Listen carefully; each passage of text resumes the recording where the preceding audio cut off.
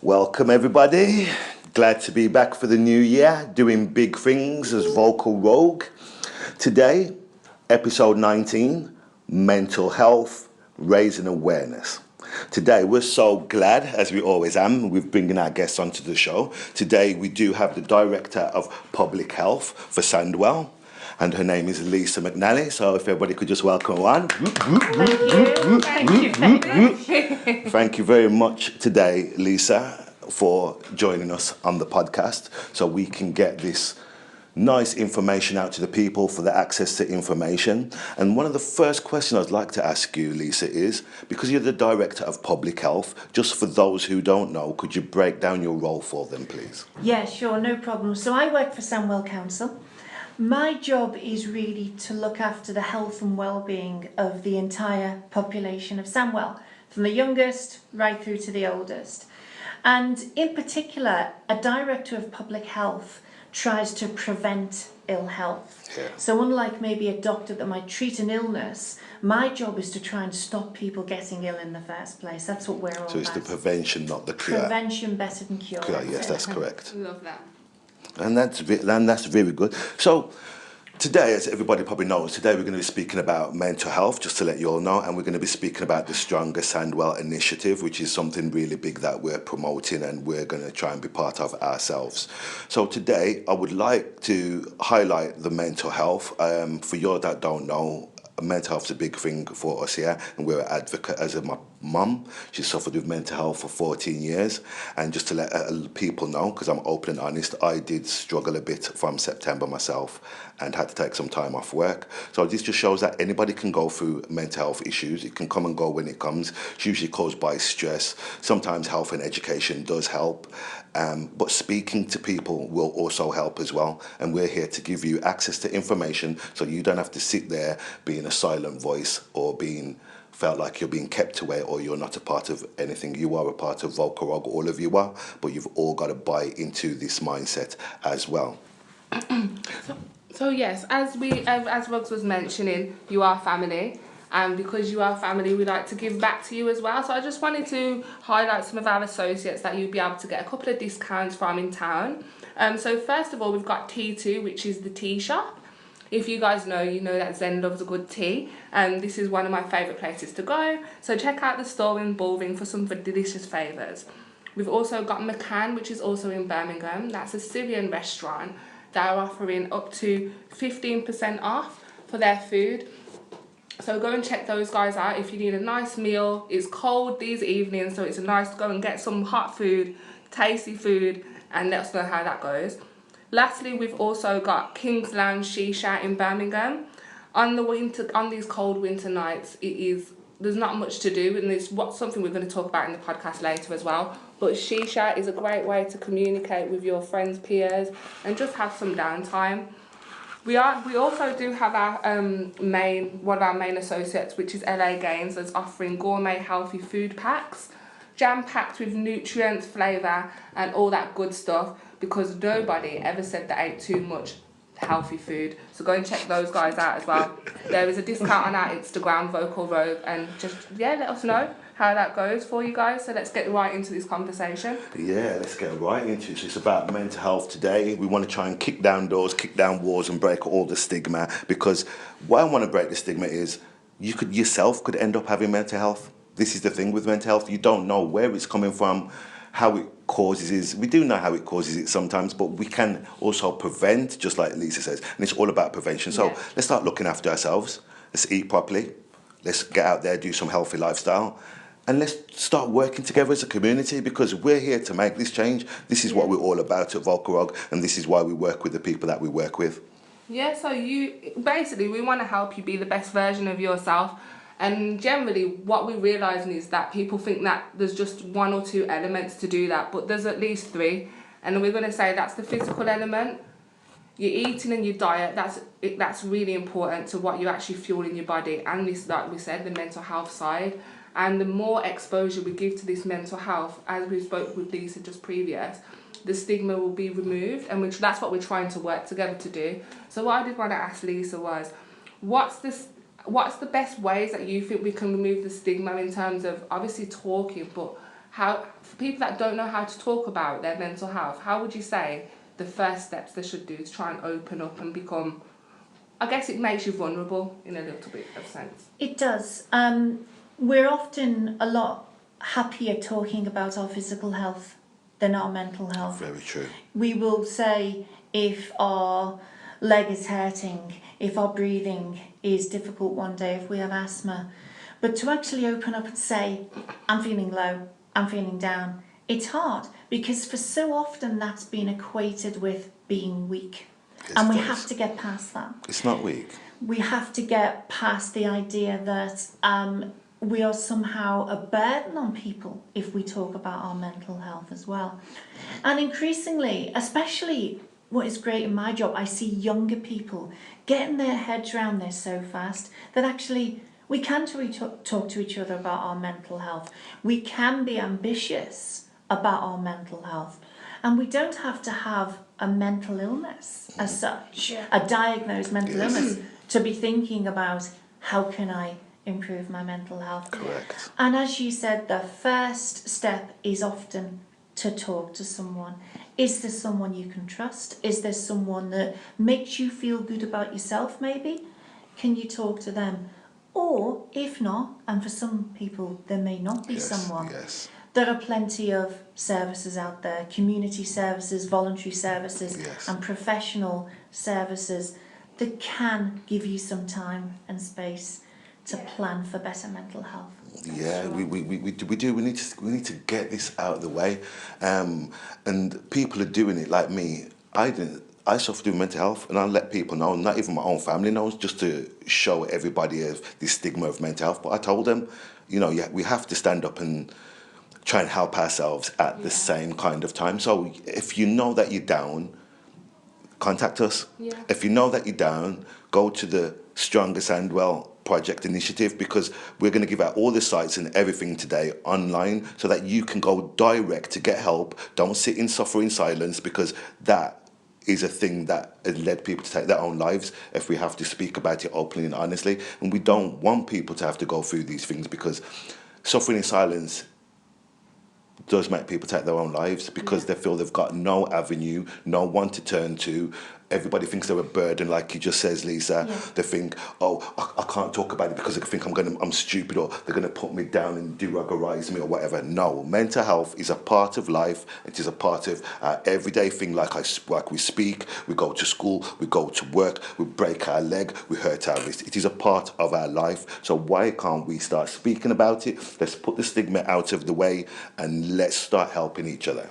And you're so right to make that connection between suffering in silence and suicide. Yes. And of course, it's no coincidence that the suicide rate in this country, wherever you go, is higher among men. Yes. Because as women, there's often less of a stigma for us. We will talk to our friends. Yes. About our emotions. Yeah. For men, that has traditionally been more difficult. And my heart leaps when I see men's projects in particular inviting other guys to talk about their mental health. Yeah. There's a great project we came across recently called Tough Enough to Care. It's run by a really good guy called Stuart Bratt, and we'll put the details online. His group is all about inviting other guys just like him to come in and be tough enough to talk about their mental health. Yeah, that's true, because we did have a conversation before with Zen about men not opening up and speaking. Yes, I'm going to tell all you men today, look, I had the same element. I didn't want to speak about my feelings. I didn't want to speak about things. But not speaking about it was actually hurting me, because every day I was feeling more down, I was feeling more depressed, felt like nobody cared, felt like nobody had time for me. And that's why that is the biggest lie going ever. And I tell any man that, speak your feelings. I do it every day. And you know what? I love doing it. It's just got to a stage where I love. So if I'm down, I will make people know I'm down, and I'll make them know why I'm down. And because I've done that, it's saved my grace and my mental health moving forward. So I would say to all these men nowadays that are scared, just like Lisa says, we will put up the information and you've got a direct outlet. If you don't feel like you could speak to them and you want somebody personal to speak to first, contact Vocal Rogue and we will direct you straight to. We're going to give you so much signposting and we're going to help you with so much. And this is why we're speaking today with Lisa, to get this out to the public, to let them know, don't suffer in silence, don't be scared. And men, come on men, you know this thing about being men, let's be a man and start talking about it as well. Yeah, it takes a strong man to be honest and transparent with his feelings. Definitely. And that's the message that I think they need to understand. There's strength, again, with physicality, we know that.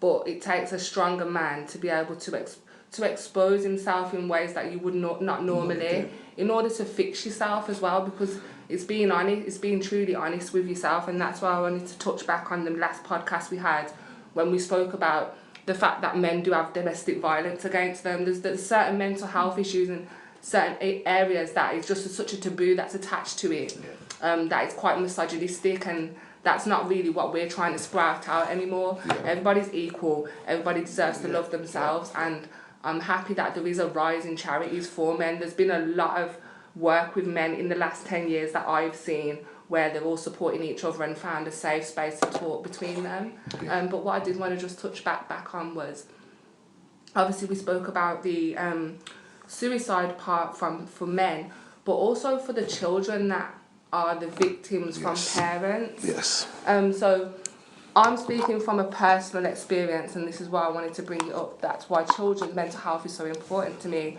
But I think that there's been this idea that our parents and our elders didn't really look after their mental health because of these stereotypes and old ways of thinking about men should be like this, men should be like that. Then there's this middle generation, which is my generation, that are seeing that it's very toxic, it's not healthy. We're now trying to also bring change within our generation a lot more towards mental health.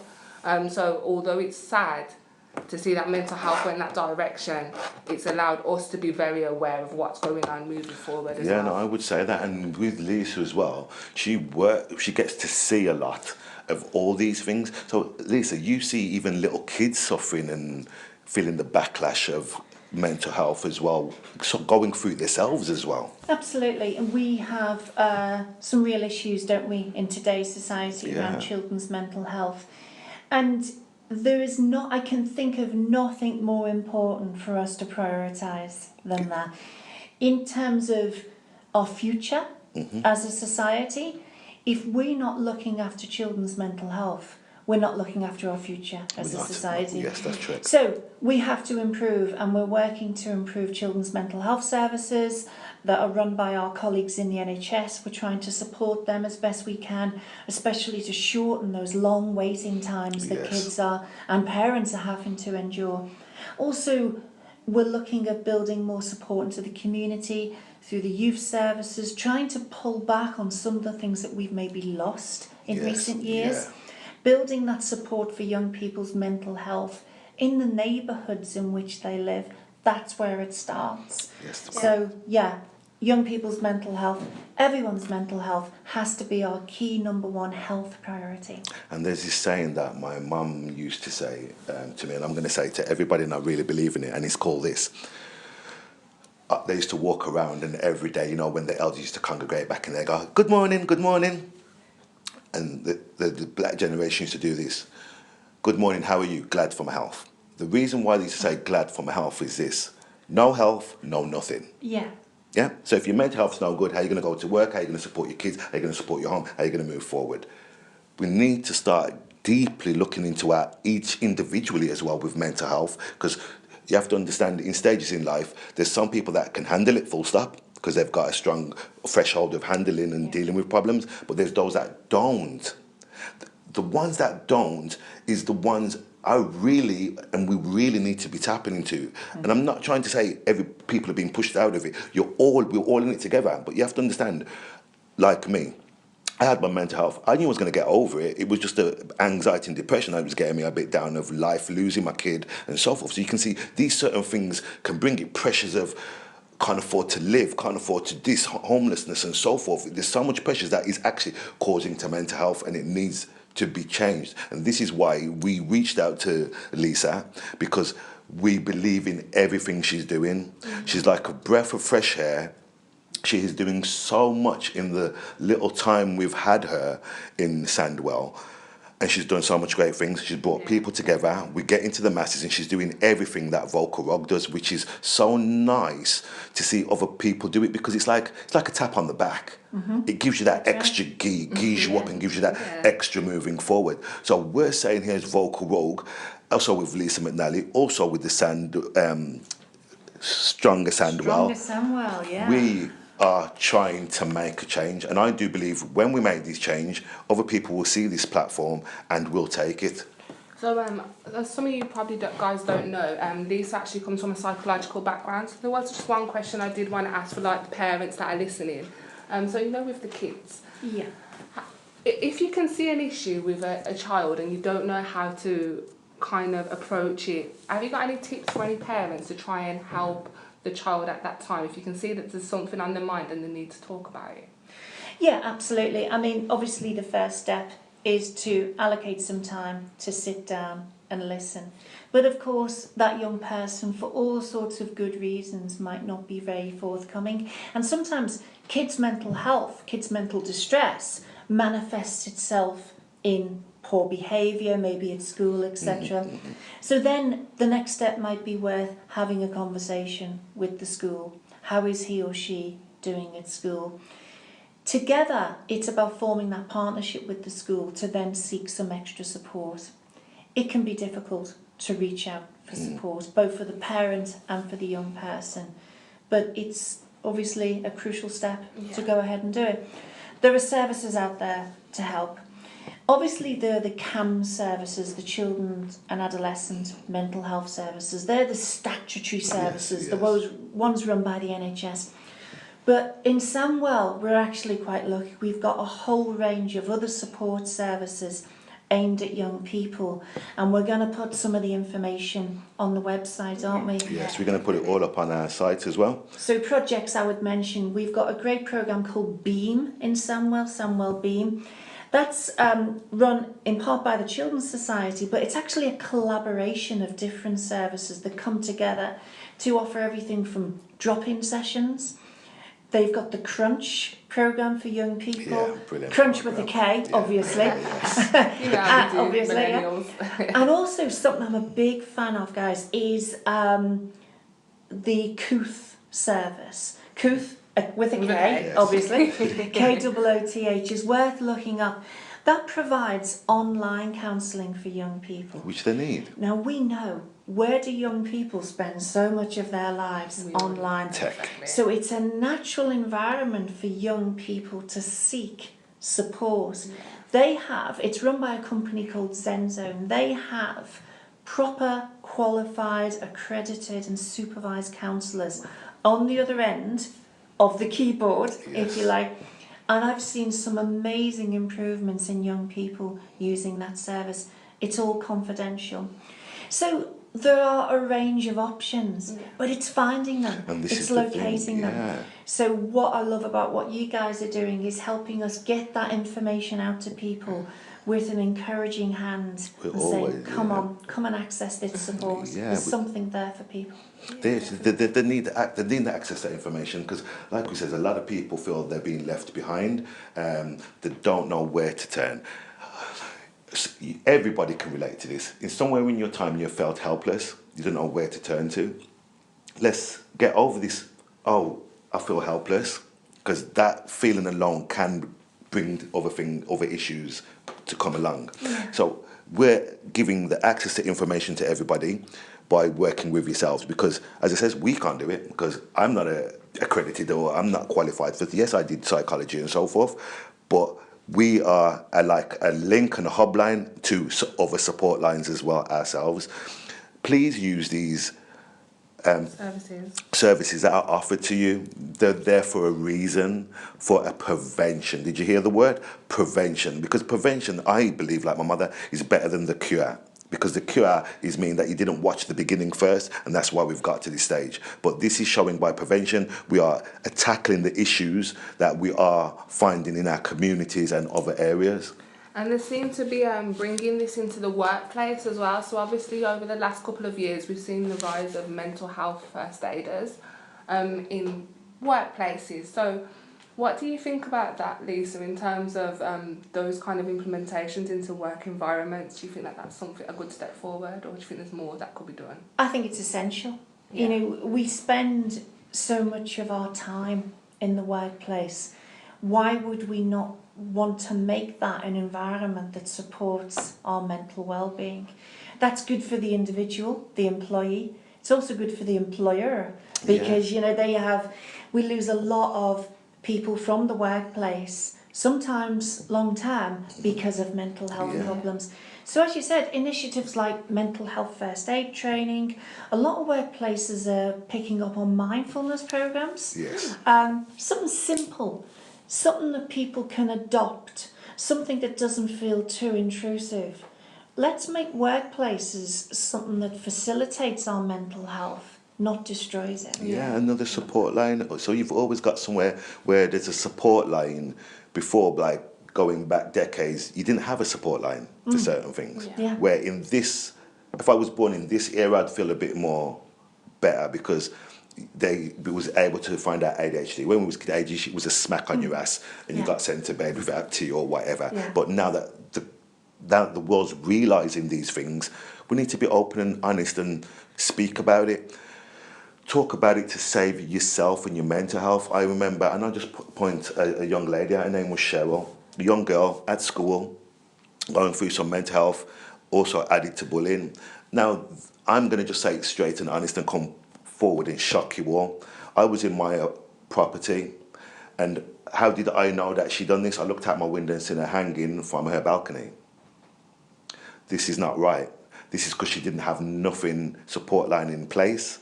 We wish we did have it then, but we've got it now. So everybody, you need to start using this access for information. Is here to help you, not to be an ignorance to you, not to go and upset you. It is actually here to help. So go, please do, and attack it.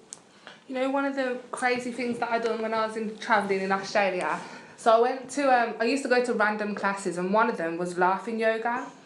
And when I went to the laughing yoga class, they actually, just touching on what you was mentioning about mindfulness, so that they actually teach it to surgeons and people in high authority jobs after surgery or before surgery, to make them release that negative energy and become present in the moment. And I think those kind of initiatives in the community would probably help as well, doing things like yoga, understanding the importance of being present in this time. So we all think we're present, but you actually being present and thinking about your thoughts and trying to actually take time to understand the complexity of your mind, because if you simplify it, that's when you're underestimating it. Your mind is what allows you to execute every single day. It's not just the energy to get up or the food that you've had before the night before. It's your mind that's allowed you. And that's the message that we're all trying to send, the three of us really, is just to understand the complexity, give it the respect it deserves, because your brain does a lot, and then take care of it, basically, in a nutshell. Yeah, it is. You remember, your brain is your central hub. So it's to your nervous systems, it's to your muscles, it's to your nerve endings, it's to a lot of things. So this is why people need to understand, and my part of that would be saying, we've been around for such a long time as human beings, and we still cannot master the brain. That's right. So that should show you the complexity of the brain, what can go wrong, what can cause mishaps and so forth. So we do have to do this. So Lisa, I would want to ask you as well, because we're on with the mental health side, is what also do you think for a lot of old age people are getting a lot of mental health? I think it's to do with a lot of things. I've always said to myself, it's to do with fooding, because I've got a different look into it, as in modified foods and so forth, not getting the right vitamins and so forth. They do it. So everybody's got a lot of different ways. With me, I had my mental health, and it helped me get out of it by having a support line. And with yourself, just to let everybody know, you did have suffered with mental health yourself. Yeah. So just to show everybody that you haven't got to be from a higher ranking to think that you can't suffer with it, Lisa's here today to show that we all can suffer with something. Yeah, that's right. I mean, because, as I said, we find it more easily to talk about physical health than mental health. So the doctor might be quite happy, the GP might be quite happy to admit that they have asthma, just like the patient does. But will the doctor admit that they've also had a mental health condition, No. like the patient does? And we need to get past that. Health professionals like myself are trying to get past that, because how can I sit here and ask people to speak out about their mental health and reach out for help if I can't speak about my mental health? So in recent years in my career, I've been talking about the fact that I've lived with mental illness all my life. Yes. I self-harmed very badly as a child, and I know this is a podcast, but you can probably still see the Yes, scars yes, I from can. many years Yes, I ago can. on my arms. And I come through the worst of it. I still have my moments. It literally started in nursery school. It started early for me and went right through my life. Maybe it prompted me to work as a psychologist at first, I don't know. I think it probably did. But what it certainly gave me is an understanding of how no matter how well someone looks, you might see them on social media, you might see them down the pub, they might seem happy. They might seem like they don't have a care in the world. Yeah. But there's always something going on in someone's life. And it reminds me that, we are all vulnerable. We Yeah. are all needing to think about not just our own mental well-being, but each other's. And if we can get over those barriers, over that stigma, the sky's the limit in terms of how we can transform our society. Definitely. It definitely is. Like it says, yeah. So this is showing you people, look, Lisa, in a big job, doing a big role, as I like to say. Yeah, sorry about that, people. I'm not happy. It's just to show that anybody can be hit by it, and this is what I'm trying to show, And come out the other side. and come out the other That's side. the other reason why I tell my story is that, you might see the Dr Lisa title and assume that I've never had a care in the world. And- yeah. But, people with mental illness can be and are successful in all frames of life. I mean, do you remember when Frank Bruno first started talking about his mental health? Yes. How can a guy put in that many hours training and be such a warm character? Yeah. You're away from everybody, you're isolated. And to hear some of those interviews and his funny laugh, you wouldn't think that guy had a care in the world. And then he talks about how ill he became. It was a really big thing, because when I sat down there, because remember, Frank Bruno is an English heritage. Yes. Yeah? National Right? treasure, National that's what we treasure. call him, yeah. Yes. So, he was a big lad. Look at the size of him. And he was ever so, have a laugh, helped himself, and then he got hit with it. It just shows that anybody can be hit with it. Yeah. It Even wrecked Robin his Williams. it wrecked his Yeah. relationship. Look what happened to Robin Williams. He got so bad that Mrs. Doubtfire's like the Optimum of my childhood. yes, that film. Mrs. Doubtfire was absolutely Legendary. brilliant. But Well, I'm older than that. I'm at the Mork and Mindy. That's my age. I'm walking Mindy. I know I'm walking Mindy. Nanu. Yeah, but Okay. this just goes to show. Look, somebody in the big main spotlight.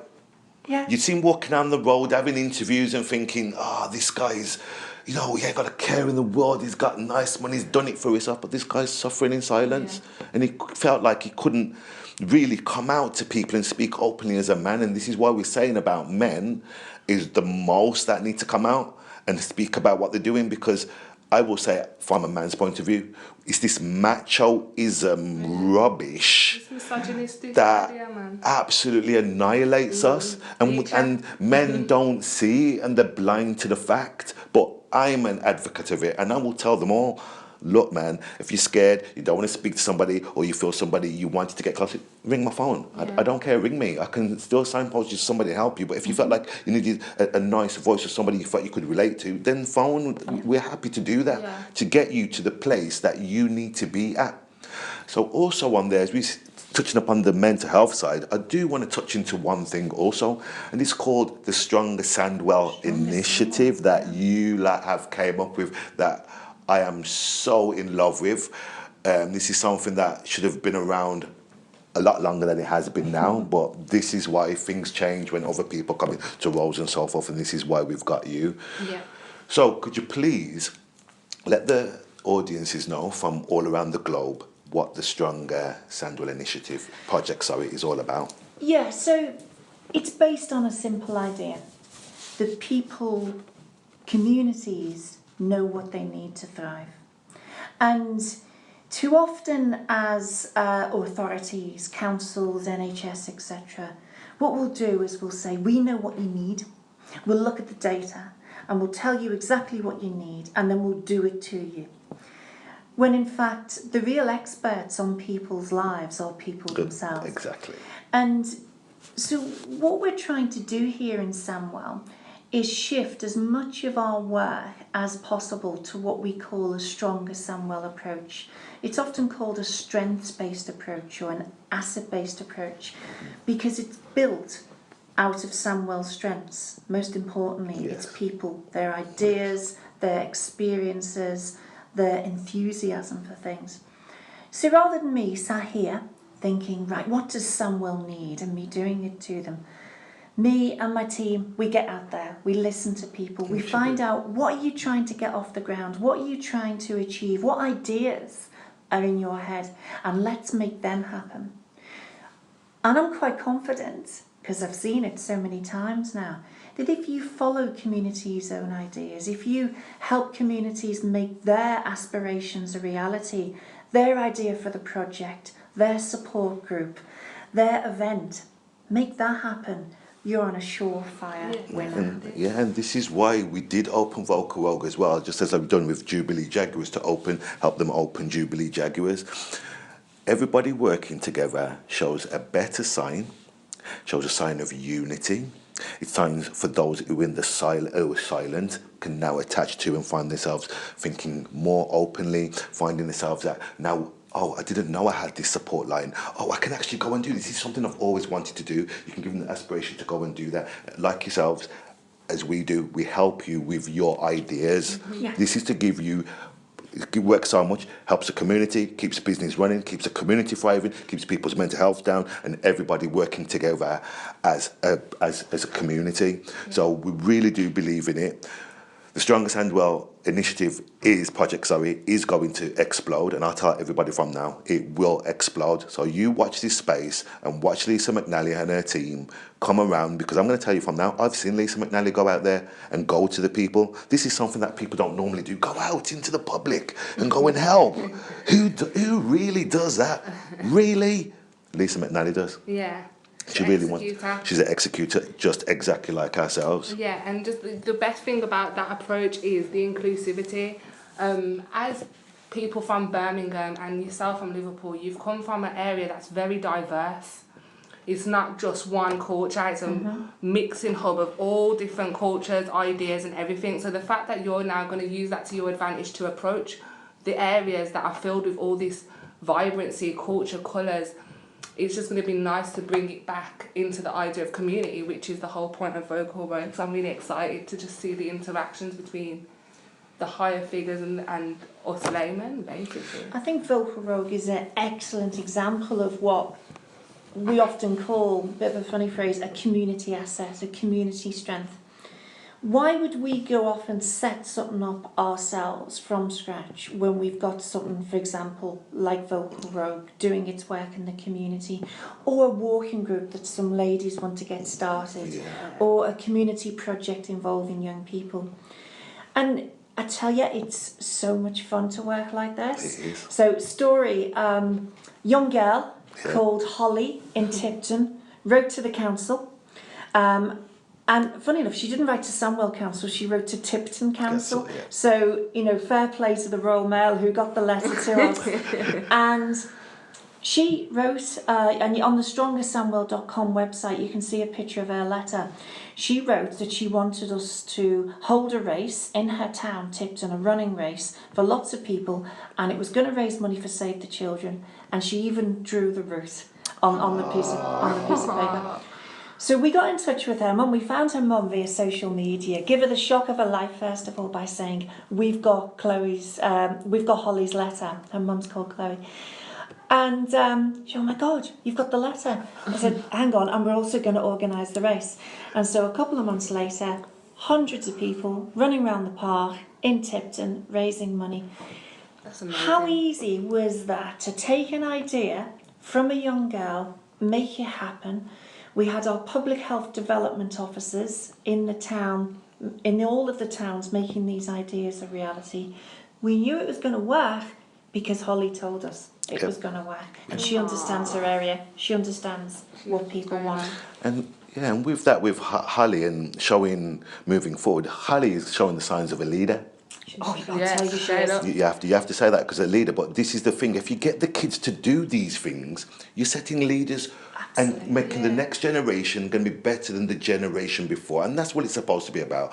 The last generation done what they've done, and the new generation is supposed to move forward because that's what it was supposed to be set up. And having these young people having these ideas, helping them with these ideas, can only be a good thing for mental health, for their self aspirations, to achieve self-esteem, to achieve things in life, and to actually execute plans and make it happen. Absolutely. And so it follows from that. That's what Stronger Sandwell's about. We're saying to the Sandwell community, come on, what else do you want to do?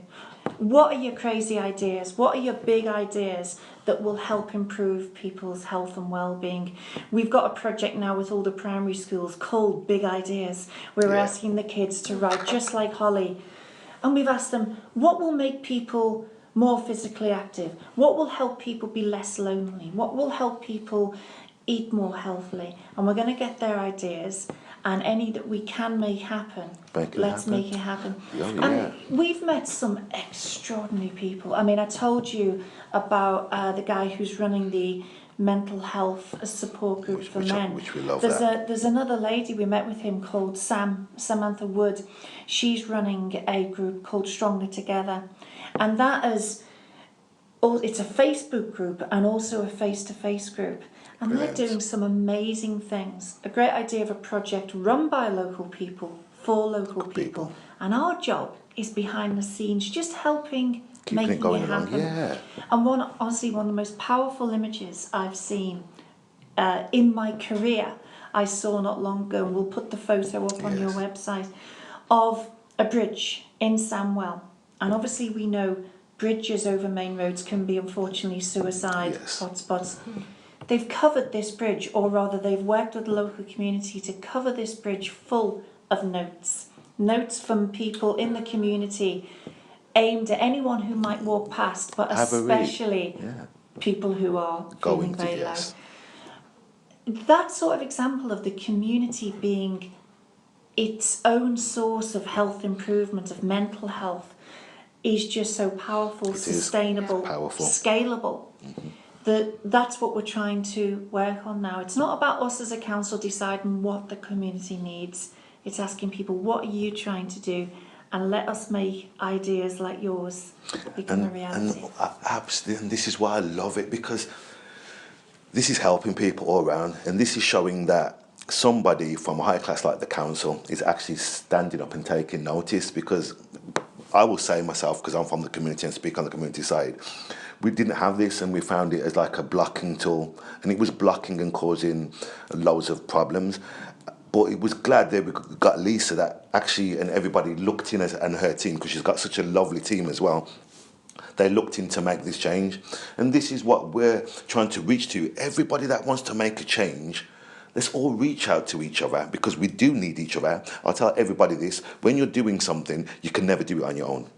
So when you're running a shop, you didn't start it on your own. When you ran your own business, you didn't do it on your own. You yourself has got a team, you didn't do it on your own. Starting Vocal Rob, we didn't do it on our own. Everybody done something where they didn't do it on their own. So if with that aspect in there, why can't we just work together then? Exactly. Don't look as, oh, but you're stealing my followers, or no, it's not about that. It's for everybody to get the information. So if you want to come on the page and you put something up, at least retweet it, so somebody else that really needs that help can get the information, because we don't know who needs the help, because we can't see it. Yeah. And I was just going to touch on that. So, you know, where you were saying everyone needs help, everyone needs someone, blah, blah, and we're all aware everyone needs help. But then the only thing that people don't realise they need help with is mental health. So I'm just going to keep touching back on Yeah, we're going to keep touching on that. You're allowed to need help. You're allowed to feel vulnerable. Just use the facilities that are out there now that you've been made aware of it. And if not, at least share with other people. So you know someone that needs it. I'm not saying everyone has mental health, but you definitely know someone that does. And that it's just about it's just about directing them to it. The littlest thing you could do is direct them towards help if you don't know what to do yourself. Because dealing with mental health with someone that's got mental health can be quite hard. It's very hard because they're not thinking rational, and at the time you may be thinking rational, so you can't even put yourself in their shoes completely to be empathetic. So if that's the case, then just reach out to the people that we've spoken about in this podcast. Yeah, and we're going to put up all the details on our site, so you've got all the details, so you can get straight to it. We're not a podcast, or we're a podcast first and foremost, but we help the community at the same time. And it's not about, oh, we want to do this, we want to do that. We're saying, like, look, everybody that's got this hold up of, oh, we want to do it on our own, you're gonna falter. I'm gonna tell you from now, you're just hitting yourself to falter somewhere down 1 year, 2 years, 3 years. We've noticed this with people working together. It shows a bigger, powerful thing that you cannot touch, which is called unity. But a lot of people want to feel accepted, want to feel warmed in by people, and this is what we do. We're not, just because you want to speak to us, we're not going to go, oh, we haven't got time for you. We've got time for everybody, and this is the thing, having the time for somebody. What's happened to the days of back of old of, good morning, how are you doing? I know a lot of people that, it would sound stupid, but just by saying that good morning helped them from having mental stress. A lot of people wouldn't believe just saying, good morning, because it lets you remember you got endorphins in your brains that need to be let out, but when you're keeping them held away, you're going to keep yourself locked down. You're kind of blocking yourself. Having mental health is not easy, and it's not easy getting out of it because your brain tells you so much different things that there's no way to get to the light. But it's your brain telling you stupidity in that regard. But what I would say is, if it's telling you stupidity, click a button and go and get the help, because the help is there. It's not 1960 anymore where there was no help. It's 2019 where we live in a technology era. Sorry, 220, yeah, thank you. I knew I was going to mess up, but that's my first one. Thank you very much. You're allowed one. You're allowed one. Yeah, and I knew it was going to come. I did say that too, saying 2019. But it's in 2020. There's so much help there. Why are we not tapping into this help? And we're stuck on social media every day, and we see it, but we bypass it. Yeah. Don't bypass it. Go and look at it, because the help's there for you. If you don't need it yourself, press that button, which takes 2 seconds to retweet, to let the person who really need it have it, so it helps them move forward in life also. Yeah. So with the Stronger Sandwell project, Lisa, could you tell us a bit more about it as well, and be able go straight into it too? Who have you been to highlight a bit more of where have you been around, so that people can get a bit more of a grasp of how brilliant a job that you lot are doing? Well, I mean, one good place to find information is on our website, strongersandwell.com. And what you won't see on that website is any council logo or NHS logo. We're all involved.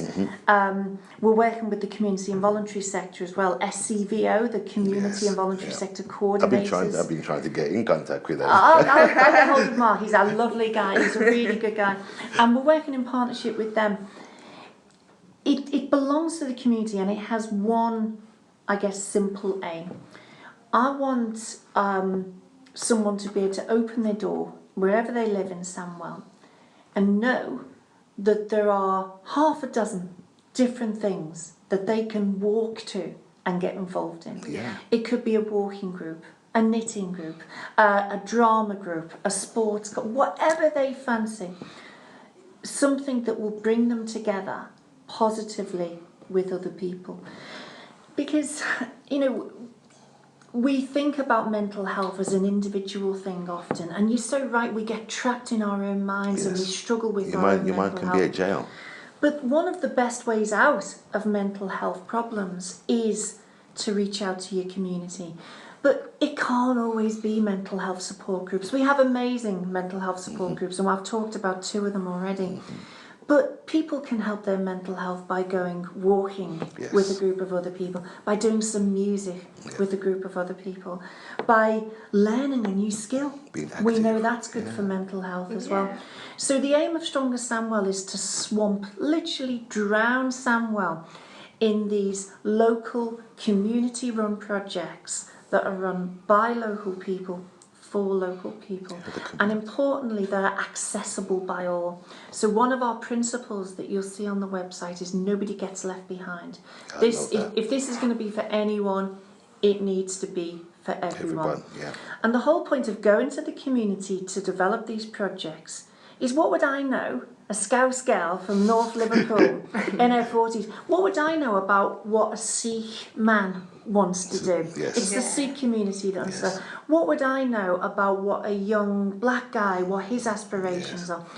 So the whole point of Stronger Sandwell is to go to people and not tell them what they need, but ask them what they're trying to achieve. Yeah. And we'll cover Sandwell. Sandwell is a rich place with community projects. We're going to make it richer. Yeah, I'm going to tell everybody that's listening today, we are. Rogue, we help out everywhere. We try to do our part as well. There's so much people doing something that a lot of people don't know, and these are the people we're tapping into to make a broader community and to get to all the masses of people that are struggling with mental health. You've got diabetes, you need helping with your mum's old, they can't get to here, they need flu vaccination. We're giving them the option, with all of us working together, to help them with, no matter what your problem is, there is an output there for you to help you. So whether you want to open your own business, if you've got an idea that you think, oh, it may be stupid or it won't work, there's never such thing as stupid. We can look at that together and tweak it and make it work. I don't believe in anything that won't work. I don't come to Rugs and tell Rugs it won't work. He will find a way to make it work. We will find to make it work, because we are the community. The community is not one person. The community is based up of everybody, so everybody is involved in it. Yeah, and just to touch back on what Lisa was saying, so it is accessible now. There are things to do, and Lisa herself is accessible if you did want to write into the council. And one of the main things that I found really inspiring, that I'm hoping Lisa will explain about, is the changes that were brought amongst some of the schools, just from little things like people getting in touch and saying, this is not working with the council, and them now implementing change to make that happen. So could you just let them know a little bit about what happened there with the letters? So we heard from parents, we heard from young people, that when they were being weighed and measured to check for childhood obesity, it wasn't going well, particularly because we were sending these letters home. And we are nationally required to run this programme. Yeah. And every council in the country sends these letters home and says, your child is overweight, your child is obese. And you know what? It wasn't landing well, as you can imagine. Believe that. So I looked into this, very conscious of the rising eating disorders in people, especially maybe girls, but also boys, having a really bad relationship with food and a bad relationship with their bodies and their self-esteem. Because men don't really suffer as much as women like that. Yeah, it affects both, but I particularly, thought back to myself at that age, maybe sort of 10, 11. I was already self-conscious, and girls these days are even more mature. Conscious before that, yeah. So we listened to parents, we listened to young people. I also went off and looked at the research and thought, hang on, we got to stop this. Yes, we need to address childhood obesity. Yes, we need to look after people's health, but not by destroying their self-esteem in the process. So we got together with a group of parents, a group of young people, and we designed a new resource, a new information resource that can go out after the weighing and measuring, rather than these awful fat letters.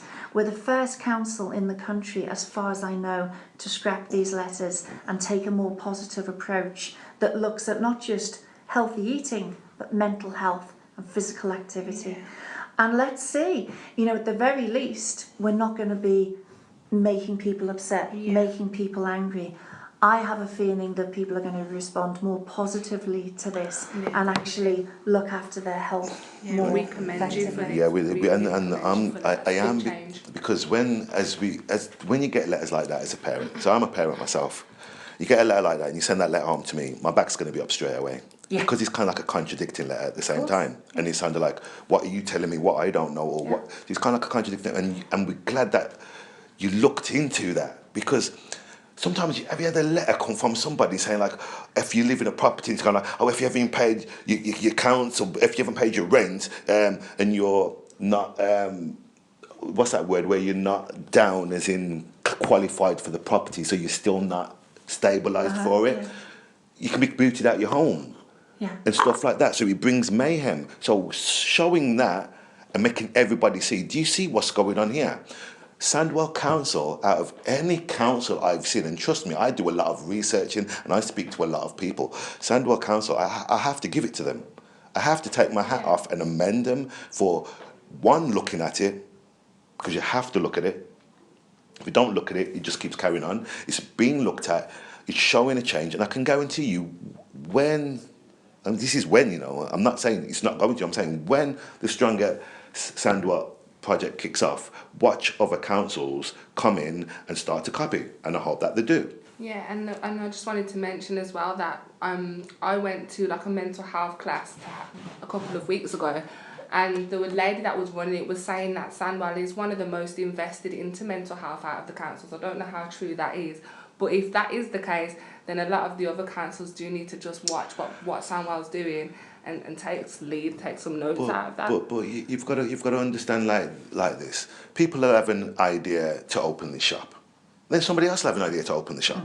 Because that's why how shops work. Someone's going to open a shop, another guy's going to come and open a shop kind of like the same next to you. Yeah, Sandwell's a trendsetter. Right, it's a trendsetter. So if that's the case where is setting trends for other people to take, because you have to take somebody's initiative. So you'd have your idea, I would nick that, tweak something and come with my own idea, because that's how ideas work. It's never one person's idea, it's everybody's, but you just put the tweak on it to make it fit for how it fits for you. So just don't forget, you have the strongersandwell.com site that you can go to. I want all of you to have a look at it, go online, take that 5 minutes, 10 minutes, go and check it in. It's not for my benefit, it is for yours, the community, as this podcast is for the community and run by the community. So Lisa, what would you give the audiences of today of your last words of what you would like them to take in? Tell me your ideas. That's what we want. Tell us what you're trying to get off the ground. Are you trying to start a new football team, a new choir? Are you part of a voluntary group that has seen a gap in the market, if you like, a need? Come to us as equal partners. We can bring some stuff to the table, maybe some funding, promotion, bit of training if that's needed. You bring your ideas, your expertise, your energy, and together as partners we'll make it happen. And it's got 2020 is looking good. Yeah, 2020 is looking good. It's got to be like that. So as I say, Lisa knows when we was opening Jubilee Jaguars to get this thing off the ground.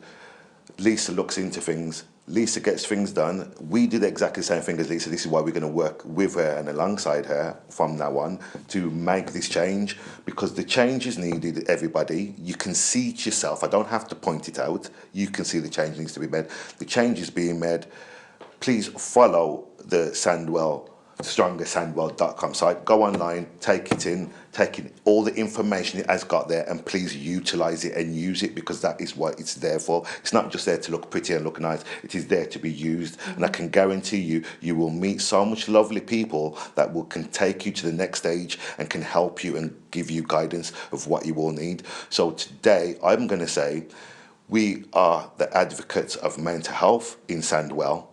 And we're always going to be. We're never going to turn it off. If anybody wants to get in contact with Lisa, you're going to get through to her team and try and work with it. Get information, pick things from them that could make you work. They have the tools to give you what you need to move forward, whether it's health, mental health, lifestyle, opening a business. Bring your ideas, even to us. If you can't get to them, give it to us. We will pass it on, because we do exactly the same thing. And that's why we work together. Yeah, and my last words really are, in the words of actually Lisa McNally, is that you are worth it. And the second thing I wanted to say is that in order to grow, change is required. And that's what's happening right now. And it's an exciting time. Really, really excited to see what's in store for 2020. And just thank you for being a guest on our show, Lisa. I really appreciate that. I really appreciate it, Lisa. Thank you. Absolute honour to work with you guys. It really is. So everybody, I'm going to say bye from Lisa. Bye-bye. Bye from Zen. Bye. and bye for myself, Rugs. Thank you very much for listening in. Please keep on top of your mental health. Please go out there and get the healthy lifestyle and so forth you need. But the best way to get that is to access to the information, and that will be on the strongersandwell.com site. And you can also go to Vocal Rock, and all the information will be right there for you for a click of a button to take you straight to the sites that you need. Thank you very much for today. Thank you very much. Keep on top of your mental health, and we will see you on the next episode of Vocal Rogue. Bye. Bye.